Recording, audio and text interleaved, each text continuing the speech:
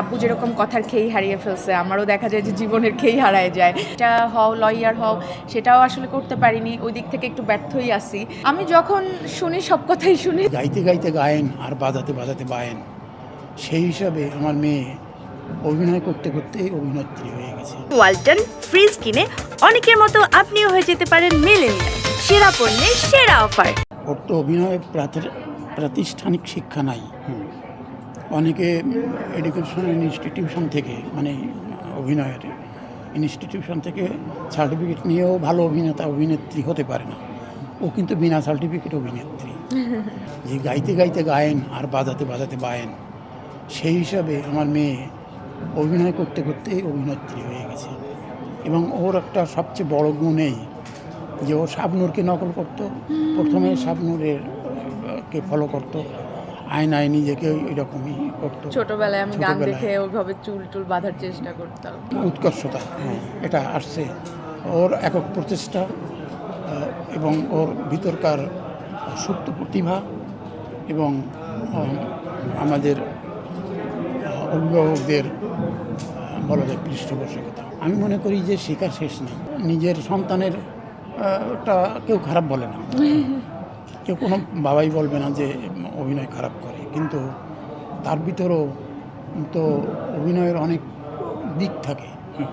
আমি অভিনয় সম্পর্কে কিছুটা বুঝি, যার ফলে ওকে আমি বলি তোমার এখানে এখানে ত্রুটি আছে, এখানে এখানে সমস্যা আছে, এগুলো ঠিক করো।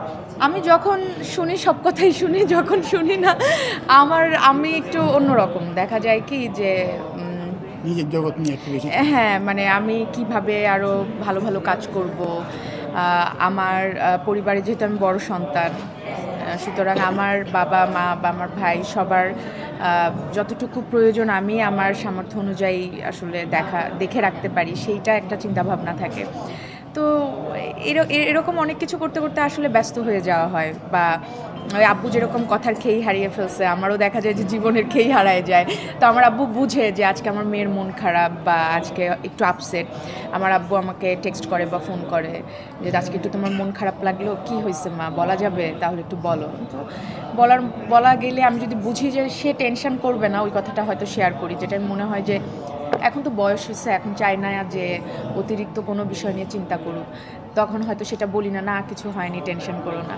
এরকমই আমার আব্বুর আম্মুর তুর্যর আমাদের আসলে বন্ডিংটাই অন্যরকম। আমাদের অনেক ফ্যামিলিতে দেখা যায় যে মেয়ে নিজের ক্যারিয়ার নিয়ে নিজের মতো ব্যস্ত, বাবা মা হয়তো তার সাথেই নেই, বাবা মা হয়তো গ্রামে আছে বা অন্য কোথাও আছে। মেয়ের মতন বা ছেলের মতন একটা ভালো পজিশানে আছে বা কাজ করে যাচ্ছে, হয়তো বছরে দেখা করতে যায় বা এরকম।